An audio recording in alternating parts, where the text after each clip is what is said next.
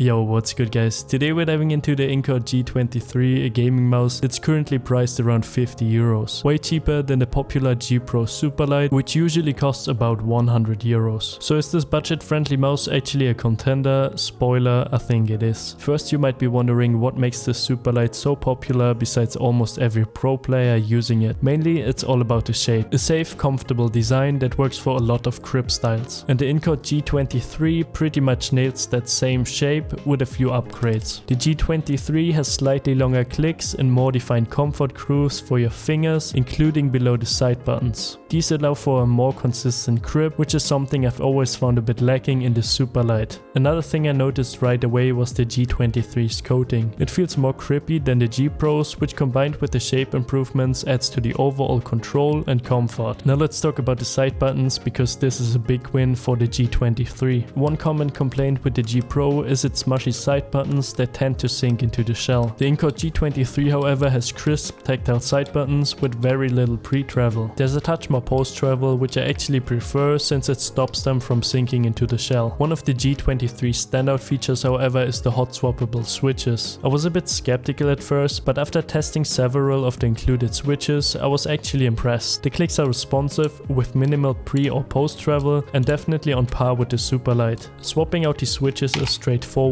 Just use the latch to pop out the socket, pull the switch with the included tool and swap in a new one.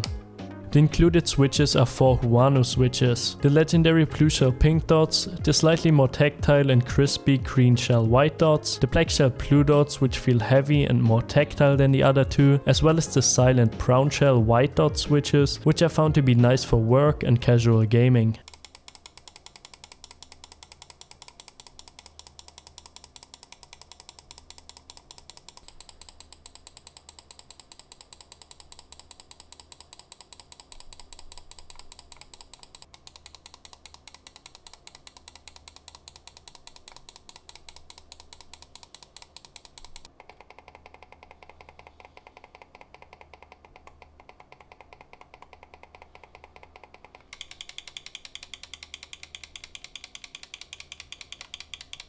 The mouse wheel on the G23 feels quite similar to the one on the G Pro, however it has slightly more defined steps and a firmer click feel. It's not the same soft feeling as on the G Pro. Performance wise, both mice run at 1000 Hz, and in my testing the G23 held up with no sensor skips or issues during gameplay. A welcome improvement since I've occasionally had sensor spinouts with the G Pro. And while talking about the dongle, the G23 has an additional DPI button which also serves as a storage compartment for the dongle. Similar to the puck on the G Pro. The G23 skates are also solid and way better than the stock ones on the G Pro. Now let's talk about the weight. While the G Pro is about 3 grams lighter, both feel fairly similar, though they're a bit on the heavier side if you're already used to lighter mice. Software wise, Logitech has a definite edge, but I usually set up my preferences once and delete the software anyway. But I do want to mention the G23 software has some translation quirks and bugs, but it didn't impact the functionality. Overall, the Incott G23